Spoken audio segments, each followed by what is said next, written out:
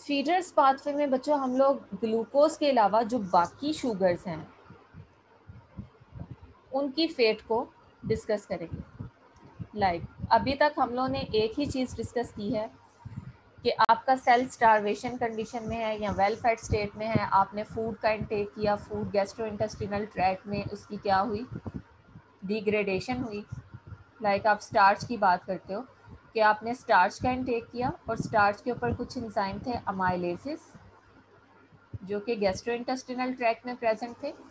इन amylases ने क्या किया, आपके इस पॉलीसेकेराइड में प्रेजेंट जो बॉन्ड है अल्फा 1,4 ग्लाइकोसिटिक बॉन्ड, उसको ब्रेक किया, उसको टारगेट किया और आपके पास क्या चीज़ प्रोड्यूस हो गई, ग्लूकोज प्रोड्यूस हो गई। ये ग्लूकोज यहाँ से एब्जॉर्ब होंगे, ब्लड वेसल्स के थ्रू आपके टारगेट सेल में जाएंगे और टारगेट सेल में जाके ग्लाइकोलिसिस के प्रोसेस को इनिशिएट करेंगे। यानी अभी तक की हमारी डिस्कशन से हमें ये चीज़ तो क्लियर हो गई है कि ग्लूकोज सेल के अंदर कैसे एंटर होता है और किस तरह से मेटाबोलाइज होता है। लेकिन एक और चीज़ माइंड में रखें कि हमारी जो डाइट है उसमें सिर्फ ग्लूकोज ही प्रेजेंट नहीं होती है, एक शुगर, बल्कि ग्लूकोज के अलावा बाकी मोनोसेक्राइड्स भी प्रेजेंट होती हैं। हम लोग अगर मिल्क कंज्यूम करते हैं तो मिल्क में जो प्रिडोमिनेंट शुगर है this is lactose, and we all know कि this lactose is a disaccharide जिसके ऊपर गैस्ट्रोइंटेस्टिनल ट्रैक्ट में एक एंजाइम एक्ट करता है and the name of this enzyme is lactase. और ये एंजाइम क्या करता है, लैक्टोज को इसके मोनोमर्स में कन्वर्ट कर देता है। और इसके मोनोमर्स कौन कौन से हैं, गलैक्टोज प्लस ग्लूकोज। ग्लूकोज तो सेल में एंटर होके ग्लाइकोलिसिस का पार्ट बन जाएगी, but what is the fate of galactose, galactose किस तरह से मेटाबोलाइज होता है, क्या गलैक्टोज भी ग्लाइकोलिसिस के प्रोसेस में एंटर होता है या नहीं। ठीक है, इसी तरह से आप अगर शुगर की बात करें, सुक्रोज की बात करें, तो सुक्रोज को भी हाइड्रोलाइज करने के लिए हमारी गैस्ट्रोइंटेस्टिनल ट्रैक्ट में कुछ एंजाइम्स हैं एंड दीज एंजाइम्स आर सुक्रेजेस, जो कि कन्वर्ट करते हैं किसको, इस डायसेक्राइड को इसके मोनोमेरिक फॉर्म्स में। और इसकी मोनोमेरिक फॉर्म्स कौन सी हैं, fructose plus glucose. So again glucose तो ग्लाइकोलिसिस में एंटर हो जाएगा बड़े इजीली, लेकिन फ्रुक्टोज के साथ क्या होगा। सो फीडर्स पाथवे में हम इन जो मोनोसेक्राइड्स हैं विच आर नॉट ग्लूकोज, इनकी फेट्स को देखते हैं कि ये किस तरह से सेल के अंदर ऑक्सीडाइज होती हैं। सो बच्चों ये चीज़ आपने याद रखनी है कि ऑल मोनोसेक्राइड्स जिसमें गलैक्टोज, फ्रुक्टोज, मैनोज जो कि प्रिडोमिनेटली हमारी इसके डाइट का पार्ट हैं, ये मोनोसेक्राइड भी ग्लाइकोलिसिस के किसी इंटरमीडिएट में कन्वर्ट हो सकती हैं। ये किस तरह से सेल में एंटर होती हैं, ये ग्लाइकोलिसिस के किसी एक इंटरमीडिएट में कन्वर्ट होती हैं और उसके बाद उसी पाथवे के थ्रू ऑक्सीडाइज होती हैं जिस पाथवे के थ्रू ग्लूकोज ऑक्सीडाइज होता है। सो अब हम वन बाय वन गलैक्टोज और फ्रुक्टोज की सेल के अंदर एंटर होना और इसका जो है वो ग्लाइकोलिसिस के किसी इंटरमीडिएट में कन्वर्ट होना, इन चीज़ों को जो है वो डिस्कस करेंगे। सो यहाँ पे आप देख सकते हो कि ये कुछ जो है वो आपके पास एग्जांपल्स हैं कुछ ऐसी शुगर्स की जो कि मोस्टली जो ऑर्गेनिजम्स हैं, लिविंग ऑर्गेनिजम्स, उनकी डाइट के अंदर प्रेजेंट हो सकती हैं अदर देन ग्लूकोज। ठीक है, और इसमें प्रिडोमिनेटली गलैक्टोज और फ्रुक्टोज को जो है वो डिस्कस किया हुआ है। सो अब हम इस गलैक्टोज और फ्रुक्टोज की फेट्स को डिस्कस करने जा रहे हैं कि किन एंजाइम्स की मदद से किस तरह से ये गलैक्टोज और फ्रुक्टोज ग्लाइकोलिसिस के प्रोसेस में एंटर होंगे। So starting from the गलैक्टोज,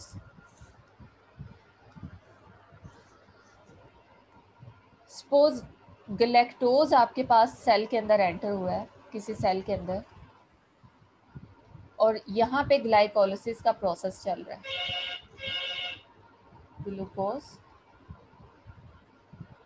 glucose 6-फॉस्फेट,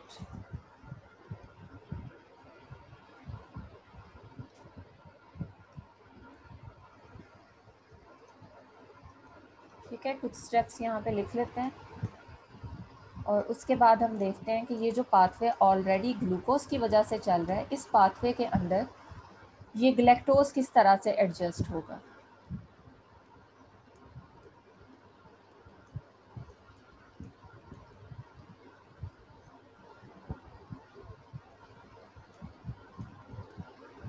इसके बाद आपके ये जो दोनों मॉलिक्यूल्स हैं ग्लिसरल्डिहाइड 3 फॉस्फेट के, ये पे ऑफ फेज में एंटर होंगे। अब जैसे ही ग्लैक्टोज सेल के अंदर एंटर होता है तो आपके पास नॉर्मली एक एंजाइम है and the name of this enzyme is galactokinase. ठीक है, जस्ट लाइक द हेक्सोकाइनेज जो कि नॉर्मली सब हेक्सोसिस के ऊपर एक्ट कर सकता है, आपके पास जो गैलेक्टोकाइनेज है, this galactokinase is specific for galactose. यानी आप ये कहोगे कि ये एंजाइम गैलेक्टोज के अलावा किसी और हेक्सोज की फॉस्फोराइलेशन नहीं करवा सकता।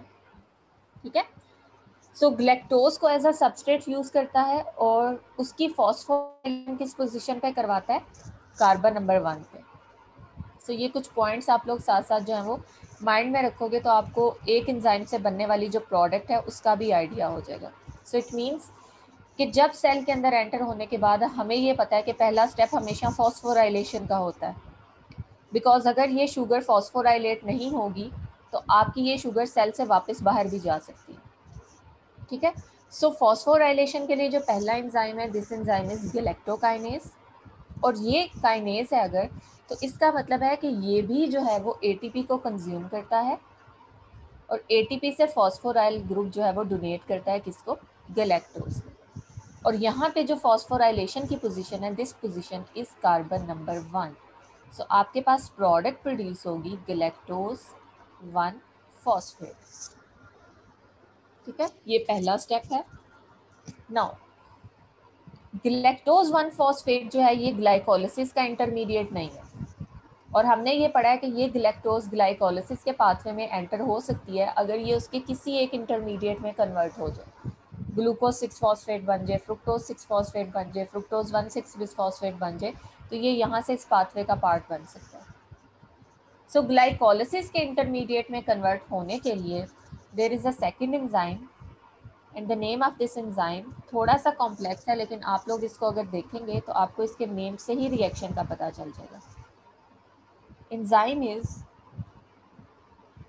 UDP glucose to galactose 1 phosphate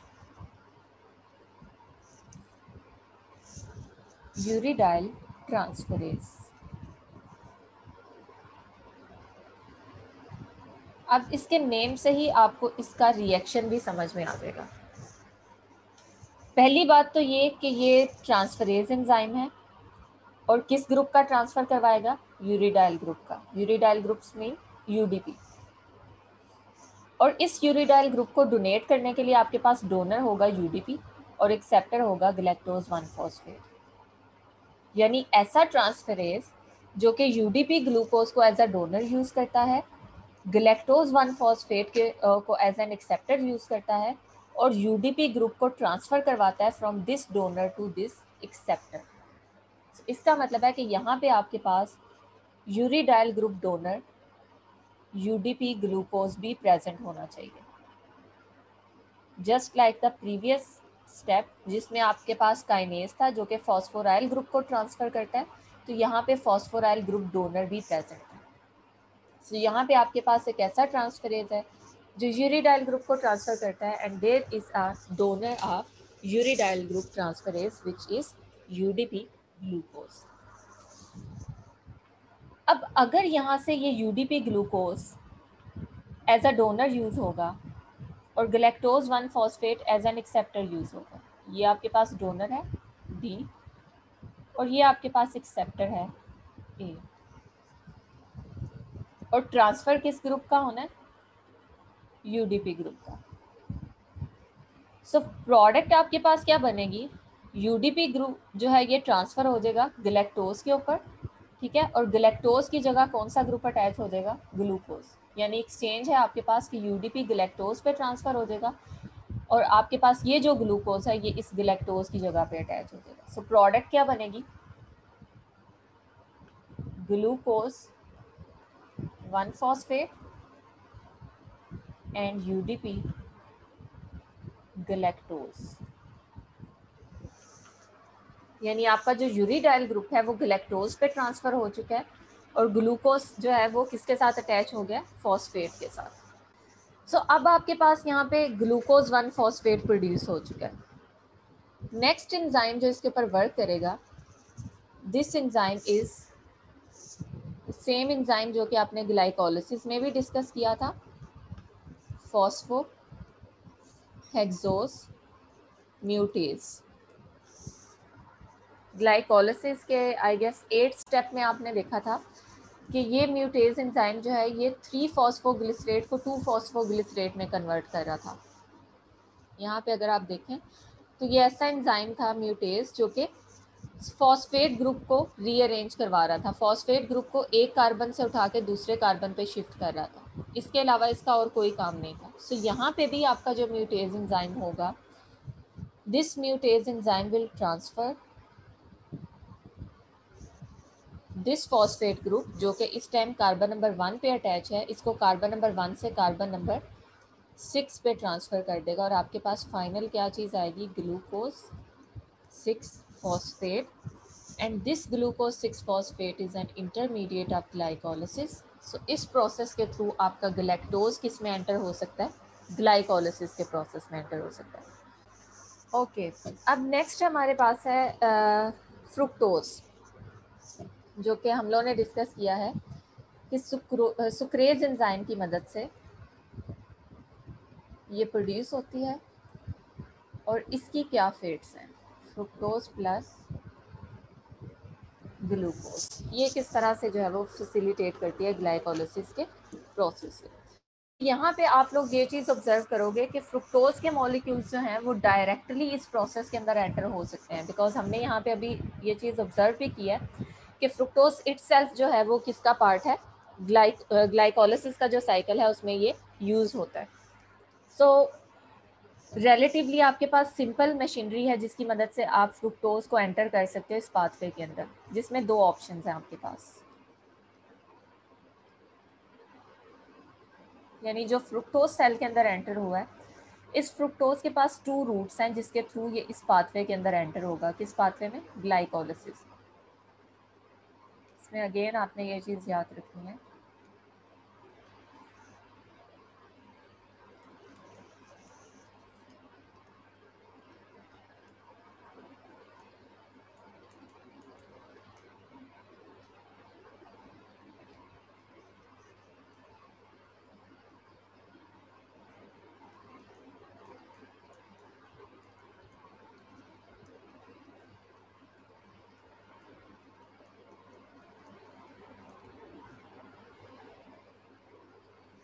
okay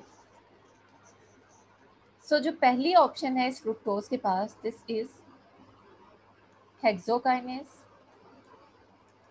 और दूसरी ऑप्शन है फ्रुक्टोकाइनेज।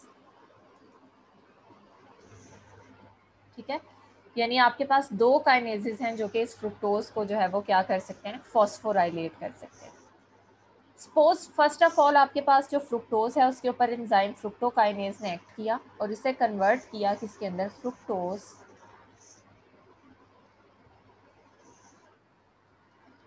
1-phosphate।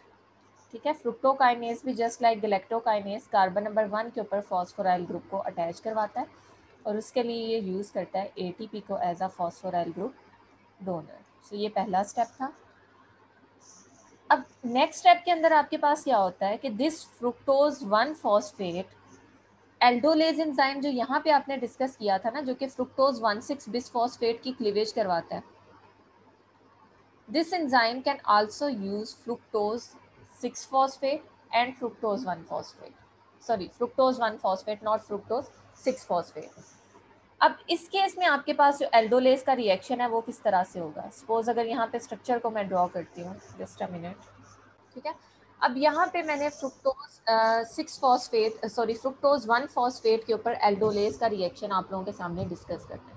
यानी मैं ये कह रही हूँ कि जैसे ही आपके पास जो है वो फ्रुक्टोकाइनेज फ्रुक्टोज को फ्रुक्टोज 1-phosphate में कन्वर्ट करता है, now enzyme aldolase can hydrolyse this product. ठीक है, सो किस तरह से हाइड्रोलिसिस होगी इसके लिए हम इसका स्ट्रक्चर ड्रॉ कर लेते हैं ताकि आप लोगों को पता चल जाए कि इस केस में बनने वाली प्रोडक्ट जो ग्लाइकोलिसिस में इस एल्डोलेस का रिएक्शन है उससे थोड़ी सी डिफरेंट होती है।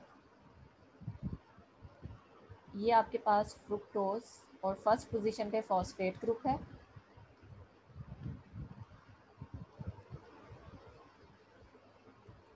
ठीक है, और इस केस में 6 पोजीशन पे फॉस्फेट ग्रुप नहीं है। This is fructose 1 phosphate.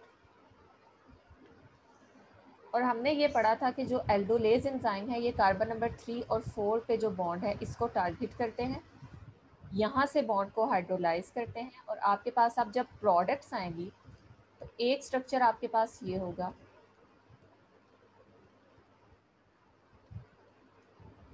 ठीक है।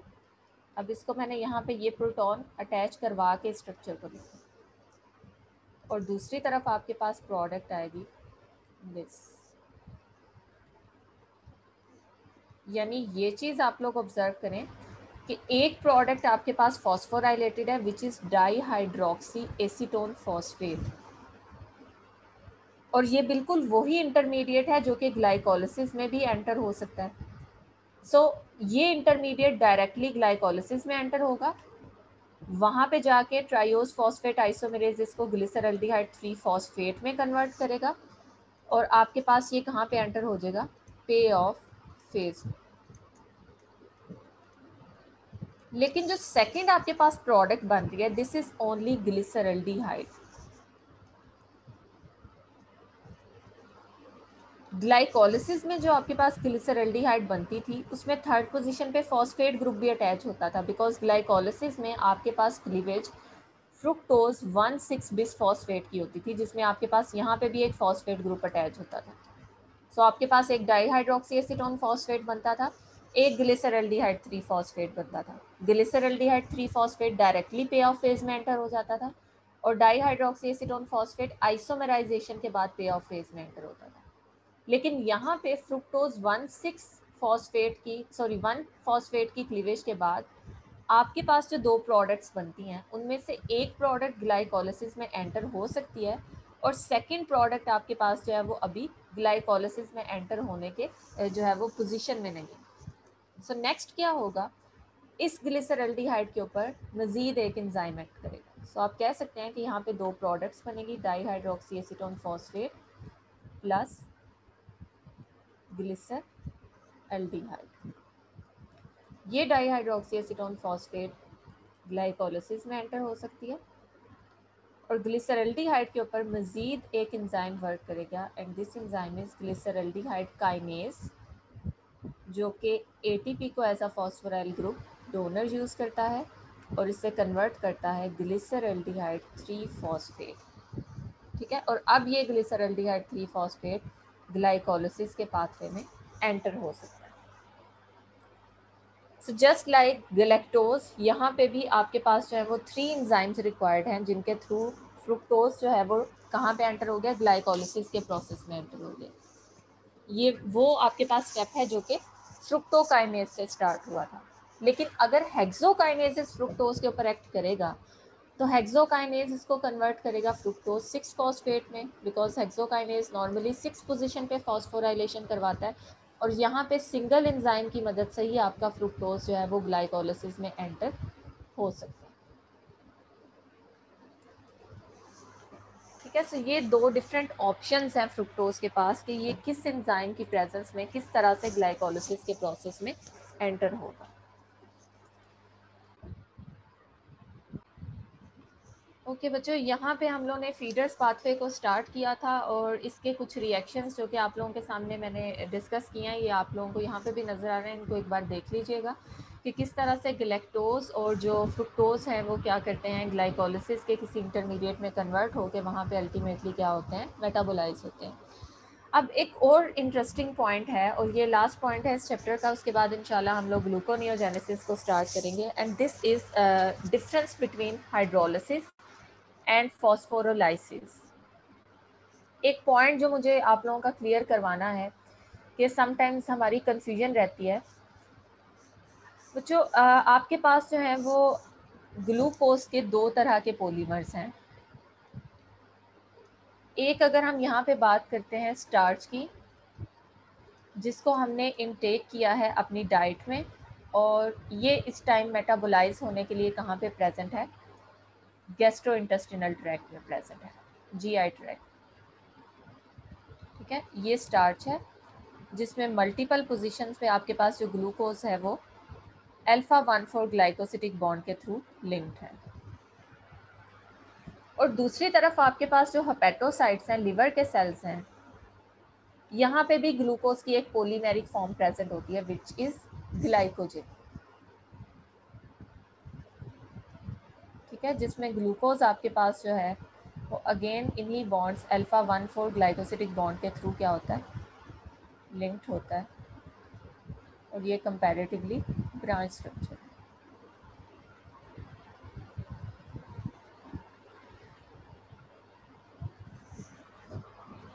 ये सपोज आपके पास ग्लाइकोजन है जो कि लिवर में प्रेजेंट है, और यहाँ पे आपके पास स्टार्च है जो कि इस टाइम कहाँ पे एग्जिस्ट कर रहा है, गैस्ट्रोइंटेस्टिनल ट्रैक्ट में। अब जैसे ही स्टार्च आपकी गैस्ट्रोइंटेस्टिनल ट्रैक्ट में आता है तो यहाँ पे कुछ एंजाइम होते हैं जिनको हम कहते हैं अमाइलेसिस। ये अमाइलेसिस क्या करते हैं, स्टार्च के अंदर प्रेजेंट जो अल्फा डी ग्लूकोज के रेसिड्यूज हैं, ये एक, और इसी तरह से अगर हम 2 से 3 रेसिड्यूज और ड्रॉ करके इस चीज़ को क्लियर करें तो सपोज ये स्टार्च का स्ट्रक्चर है जिसमें आपके पास यहाँ पे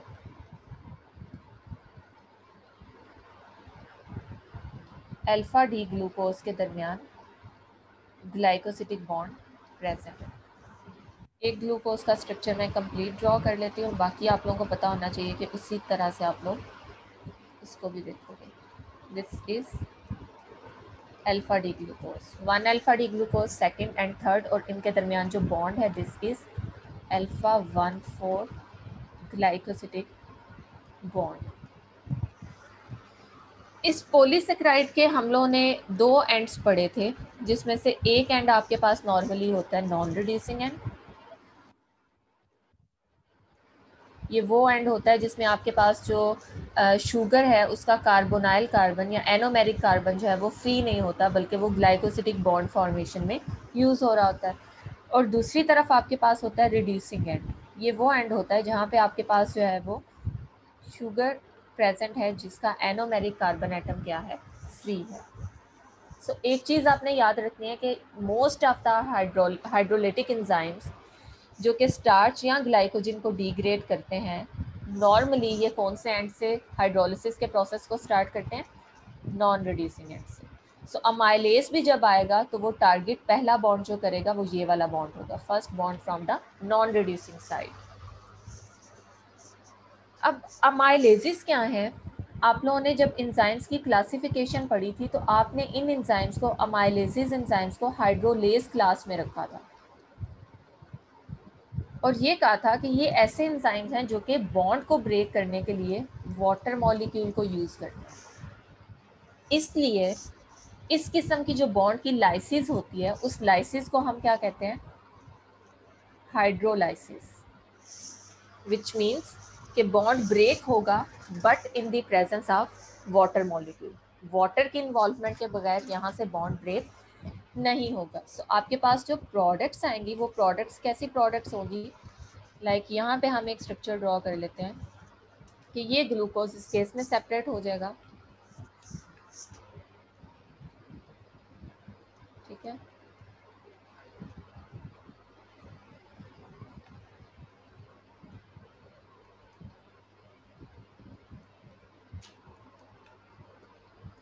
ये ग्लूकोज बाकी जो आपकी स्टार्च की चेन है, oligosaccharide chain, polysaccharide chain sorry, उससे सेपरेट हो जाएगा, और इस तरह से आप जो है वो ऑब्जर्व करोगे। प्रीवियसली जिस बॉन्ड के थ्रू ये आपस में कनेक्टेड थे वो बॉन्ड क्या हो जाएगा, ब्रेक हो जाएगा। सो अब यहाँ पे इस बॉन्ड को ब्रेक करने का मतलब है कि आपके पास इस बॉन्ड की फॉर्मेशन के दौरान सपोज हाइड्रोजन यहाँ से रिलीज हुआ था और हाइड्रोक्साइल ग्रुप यहाँ से रिलीज हुआ था, सो अगर आपने बॉन्ड को जो है वो ब्रेक करना है तो इसका मतलब है आपको यहाँ पे हाइड्रोक्साइल ग्रुप प्रोवाइड करना है और यहाँ पे हाइड्रोजन प्रोवाइड करना है। और इस हाइड्रोक्साइल और हाइड्रोजन का सोर्स एक्चुअली क्या है? वाटर। बिकॉज हमें पता है कि जब बॉन्ड की फॉर्मेशन हुई थी तो यहाँ से वाटर मॉलिक्यूल रिलीज हुआ था। सो डेफिनेटली जब बॉन्ड की ब्रेकेज होगी तो वाटर मॉलिक्यूल यहाँ पे क्या होगा? कंज्यूम भी होगा। सो इस तरह की जो आपके पास बॉन्ड की ब्रेकेज होती है इसको आप क्या कहते हो? हाइड्रोलिसिस कहते हैं। सो गैस्ट्रोइंटेस्टिनल ट्रैक्ट में आपके जो पॉलीसेकेराइड्स हैं वो किस तरह से ग्लूकोज को प्रोड्यूस करते हैं, किस तरह से इनके बॉन्ड्स ब्रेक होते हैं? By the mechanism of hydrolysis. लेकिन जो पॉलीसेकेराइड आपके सेल के अंदर as a storage molecule use होता है, ग्लाइकोजन, जो कि ग्लूकोज की स्टोरेज फॉर्म है। एक पॉलीसेकेराइड वो है जो कि डाइट के थ्रू आ रहा है, गैस्ट्रोइंटेस्टिनल ट्रैक्ट में उसकी ब्रेकेज हुई bye the mechanism of hydrolysis. And second polysaccharide is जो कि आपकी बॉडी ने अपनी एनर्जी नीड्स को पूरा करने के लिए सिंथेसाइज करवाया था जब आपके पास ग्लूकोज की कंसंट्रेशन बहुत ज़्यादा थी। अब इस केस में इस पॉलीसेकेराइड की जो ब्रेकेज है, यहाँ पे बॉन्ड ब्रेकेज का मैकेनिज्म हाइड्रोलिसिस नहीं है बल्कि यहाँ पे बॉन्ड ब्रेकेज का मैकेनिज्म है फॉस्फोरोलाइसिस। यानी इस केस में आपकी बॉन्ड की ब्रेकेज होगी but in the presence of phosphate groups. ये किस तरह से होती है इस चीज़ को एक बार देख लेते हैं। अगेन उसी तरह से हम यहाँ पे ग्लाइकोजन का स्ट्रक्चर ड्रॉ करते हैं।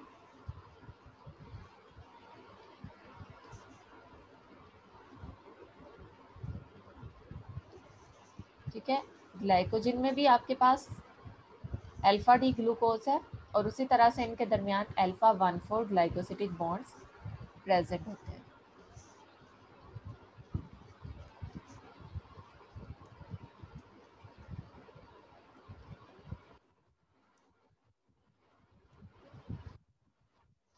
ठीक है, ये आपके पास यहाँ पे अल्फा 1,4 ग्लाइकोसिटिक बॉन्ड और यहाँ पे भी alpha 1,4 glycosidic bond. Reducing non reducing ends को हाईलाइट कर लेते हैं। This is non reducing and, this is reducing and, और यहाँ पे जो आपके पास बॉन्ड है दिस इज अल्फा 1,4 और यहाँ पे जो बॉन्ड है this is also alpha 1,4 glycosidic. अब ग्लाइकोजन में सेम बॉन्ड प्रेजेंट है जो स्टार्च में प्रेजेंट था और इस केस में आपका जो एंजाइम था दिस एंजाइम वाज अमाइलेज, जो कि कौन सा मैकेनिज्म यूज कर रहा था? हाइड्रोलिसिस। अब यहाँ पे आपके पास जो बॉन्ड है अगेन सेम बॉन्ड है लेकिन इसको ब्रेक करने के लिए जो एंजाइम है वो अमाइलेज नहीं होगा बल्कि this enzyme will be phosphoro phosphorylase, जिसको हम मोर स्पेसिफिकली अगर लिखें तो this is glycogen phosphorylase enzyme. यानी ऐसा एंजाइम जो कि ग्लाइकोजन की में ये जो ग्लाइकोसिटिक बॉन्ड है इसकी लाइसिस करेगा बाय यूजिंग फॉस्फेट। सो इस मैकेनिज्म को आप कहते हो phosphorolysis, cleavage of bond in the presence of phosphate group. अब होता क्या है कि जब आपके पास यहाँ पे अल्फा 1,4 ग्लाइकोसिटिक बॉन्ड ने ब्रेक होना है तो ब्रेक होने का मतलब है कि उसी तरह से जैसे मैंने आपसे कहा था कि आपके पास जो प्रोटॉन जहाँ से रिलीज हुआ है वो आपने रिटर्न करना है, जिस पोजीशन से हाइड्रोक्साइल ग्रुप रिलीज हुआ है वो आपने रिटर्न करना है। सो यहाँ पे उस प्रोटॉन और हाइड्रोक्साइल ग्रुप का जो सोर्स है this source is not water बल्कि यहाँ पे जो सोर्स होगा दिस विल बी फॉस्फेट। अब देखते हैं कि ये किस तरह से बॉन्ड को ब्रेक करता है।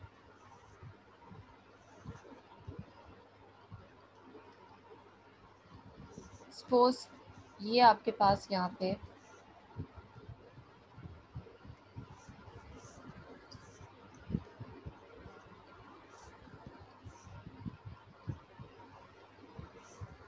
ठीक है, ये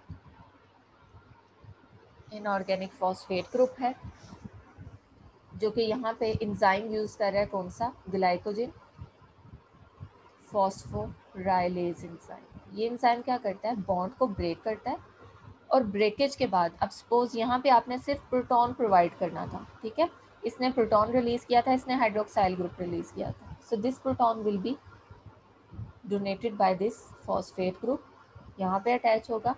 और जो दूसरी पोजीशन है, इस पोजीशन के ऊपर कंप्लीट आपका ये जो फॉस्फेट ग्रुप है, this phosphate group will attach. So अब आपके पास जो प्रोडक्ट आएगी, this product will be glucose 1 phosphate, यानी इस केस में आपके पास सिंपल ग्लूकोज रिलीज हो गया था और यहाँ पे आपके पास ग्लूकोज जो है वो फॉस्फोराइलेटेड फॉर्म में आया।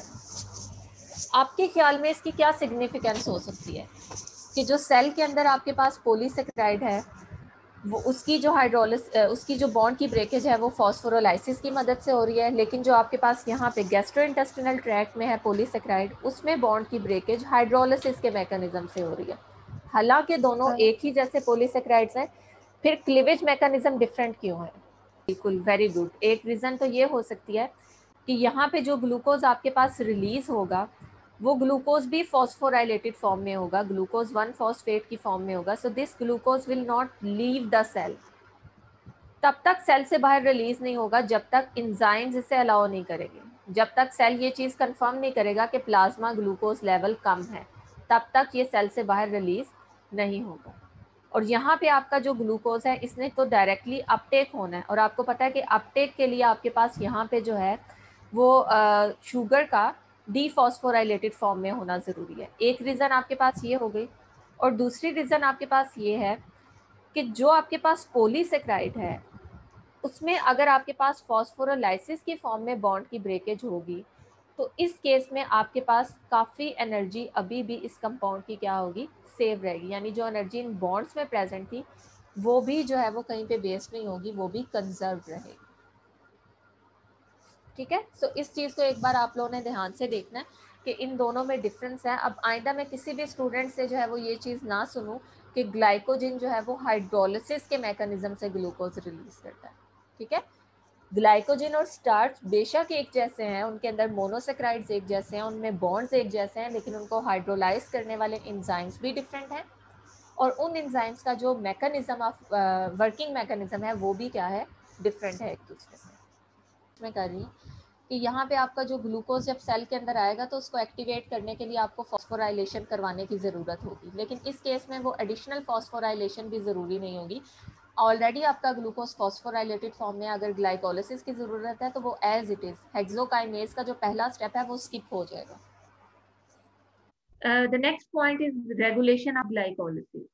कि if you want to control the rate of pyruvate formation, यानी आप उसको इंक्रीज करना चाहते हो या डिक्रीज करना चाहते हो, तो उसके लिए आपके पास कुछ इंजाइम्स होते हैं। और इसमें मैंने PFK1 की रेगुलेशन बताते हुए आप लोगों को ये काफी डिटेल में डिस्कस किया था कि किस तरह से ये इंजाइम्स जो है वो ATP, ADP या AMP की कंसंट्रेशन के रिस्पॉन्स में ग्लाइकोलिसिस के रेट को कंट्रोल करते हैं।